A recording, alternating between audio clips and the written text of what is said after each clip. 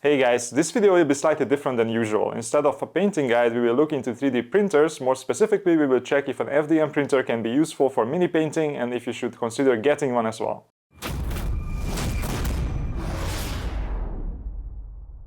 If you have been watching the channel, you might have seen me using 3D printed things in various videos, and more often than not, they were not done in resin but on a filament printer. Which might seem a bit odd since you typically associate resin printers with mini painting because they generally produce finer, more detailed prints suitable for printing models. So what's the deal there? Well, the other day Anycubic reached out to me and asked if I would be interested in trying out one of their newest filament models, the Kobra S1 Combo. And since I was already considering making a video about 3D printing to show you guys how I use them for my projects, I was quite happy to take the opportunity to show why FDM printers can be very useful for the hobby. So in this video I will use the Kobra S1 to demonstrate how easy and convenient FDM printers have become to set up and to use these days.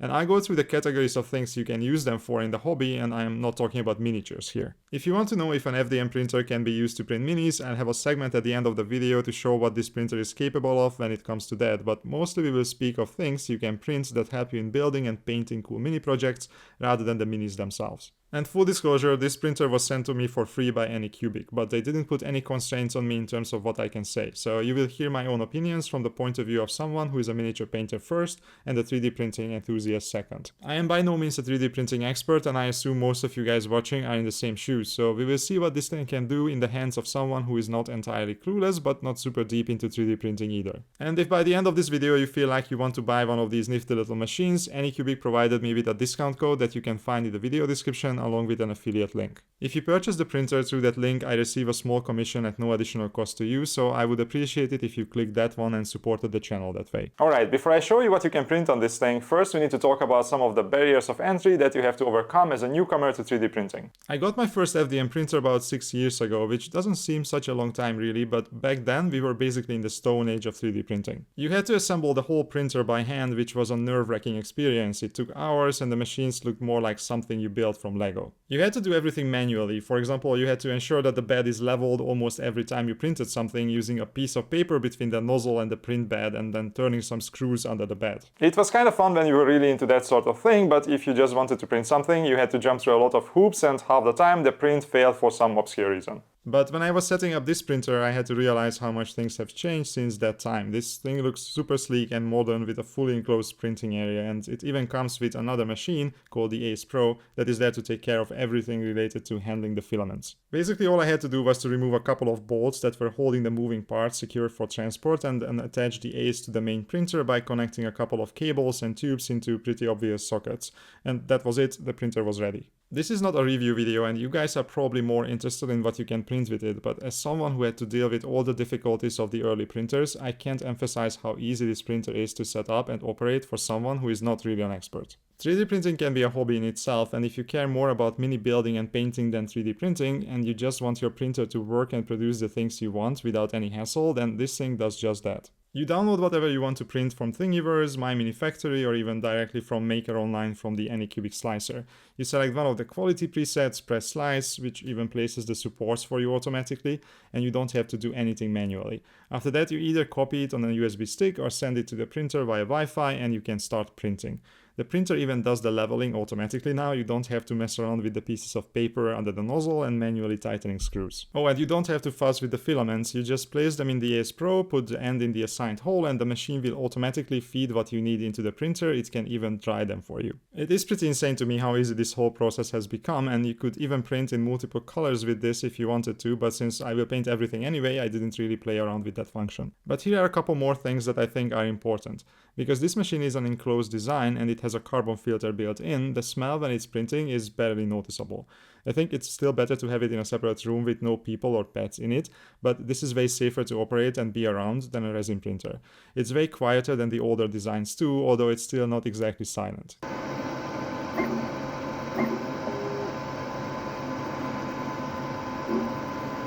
Finally, I was blown away by the speed. It puts down the first couple of layers at a pace that I kinda expected based on my experiences with older printers, but after that it switches to an incredible speed.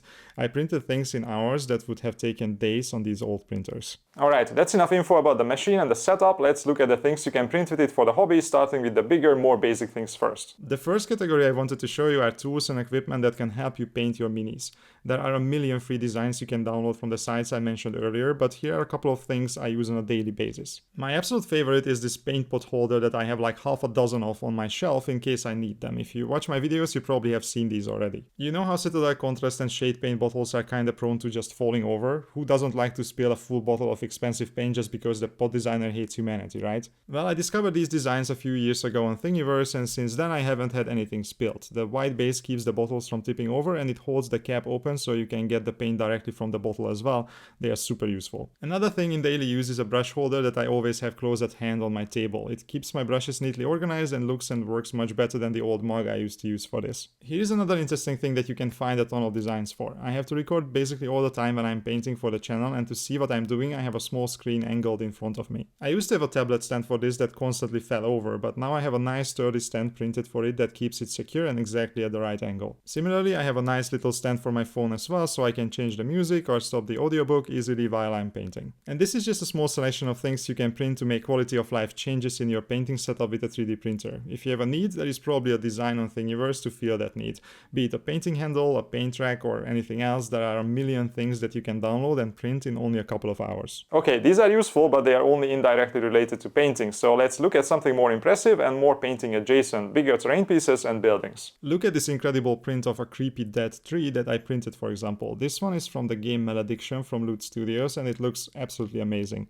This was one of the first detailed prints I did on the Kobra, and this is where I started to be really impressed with the print speed and quality. You put this next to some larger death card or Nurgle model, for example, and it will make a fantastic decoration or backdrop. And you can change the size you print this at as well, so you could print it half size if you want to place it next to a smaller model. But to be honest, it looks so good that you could paint it up by itself as well. To give you more examples, here are a couple of other models from the same range that I have printed with a different printer from an earlier video, and these also look pretty darn great. Or here is a crater I printed that I might use on the base of an Imperial Knight in the future. If you look with a magnifying glass, you can see that this was printed with a filament printer and not resin, but on a base and under a primer and several layers of paint that won't matter at all. I also printed another tree from a different maker on my mini factory. A few months ago I used a scaled down version from this range on my Infinity diorama. And this time I printed it at the original scale and on FDM obviously, but it came out great as well. Finally, I wanted to see if I can print actual terrain pieces like buildings. Recently I used a pretty big FDM printed building facade on my Warhammer 40k diorama, and I printed that one on an older printer and it didn't come out perfect, but after priming and painting it looks pretty good as the backdrop there. Now I printed something a bit more traditional that looks like a terrain piece you could use on the tabletop for Warhammer or some other wargame. And just look at this thing, it's basically perfect. If you paint this up and you put it on the table, no one would suspect that this was printed on an FDM printer. Alright, let me show you another category of things that doesn't need that much detail but can be super useful and save you a lot of money as a painter. If you follow my videos, you have probably seen me use some fancy plinths and larger display bases under some of my dioramas and my bigger, more impressive minis. And you can buy these from various sites for quite a bit of money. Sometimes they can cost almost as much as a box of minis. They look really good and they feel nice and solid, but they are also limiting you a bit since they come in preset sizes. But if you have an FDM printer, you can simply print one out in a couple of hours and at very little cost. And the size is entirely up to you since you can scale the designs in your slicer to whatever you want. Do you need it twice as big or maybe slightly taller, an oval instead of a circle? No problem. You can size the base to the project you are doing instead of constraining the piece to fit on a specific size base. And if you want to go really crazy, you can even modify the designs even more to make something completely unique. For example, for my AOS diorama, I cut out a part of the base in Blender, then I printed a smaller test version, and finally the bigger one that I actually use for the diorama. Depending on what kind of figures you paint, this might not look very exciting to you, but if you do anything that requires plinths or display bases, an FDM printer can be a game changer. This is one of my favorite use cases for my printer, and as you can see, I always have a ton of these pre-printed, and I can just make something custom in a couple of hours as well. But if you're not into larger figures or dioramas, you might be interested in the next category, which is regular miniature bases. And this is where the Kobra really surprised me. I knew that it can produce really good quality even on smaller, more intricate things, but I wasn't expecting this. I downloaded some bases from my library on My Mini Factory. These were part of a big base topper campaign I purchased at some point, which has hundreds of really cool bases in it. But these ones were highly detailed and mostly meant for resin printing. So far I had been using the default profiles in the slicer, but for these I tried to push the limits of the machine a little bit.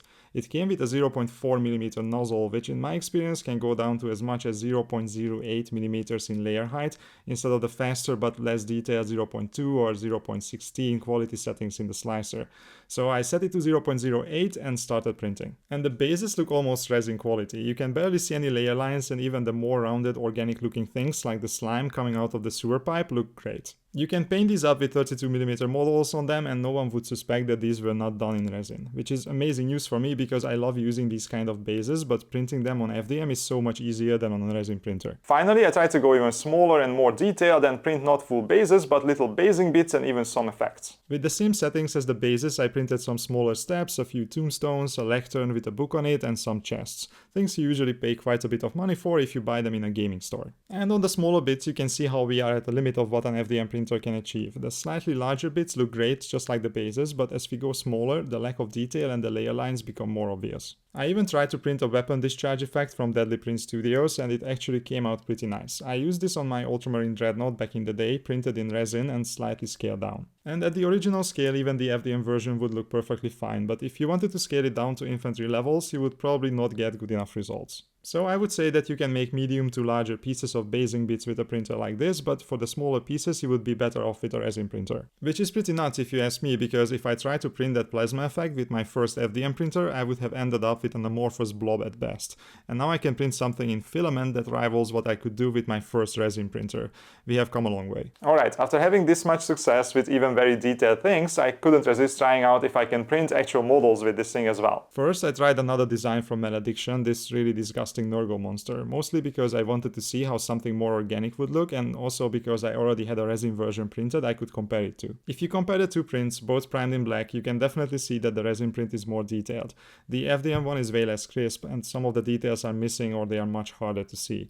Resin is clearly winning here, but that shouldn't be a surprise. What is surprising is how good the FDM model is, and this was actually printed on the default 0.16mm layer profile because I forgot to change the settings, which makes it even more impressive. With 0.08mm I could have probably squeezed even more detail out, and if I took the time to research how to calibrate the printer to print minis specifically, I could have probably made it even better. But I went even further. I wanted to see if I could print a nice big dreadnought or something like that, so I made an Exorcist Battle Walker from Puppets War Miniatures. I got this one in one of the big sales on My Mini Factory for a couple of bucks, but I never printed it, so now it seemed like a good time. And with this one I had a couple more issues than with the Nurgle monster, but that is mostly due to my own inexperience. Instead of placing some of the parts at an angle, I just laid them flat on the bed, and those bits came out a little questionable.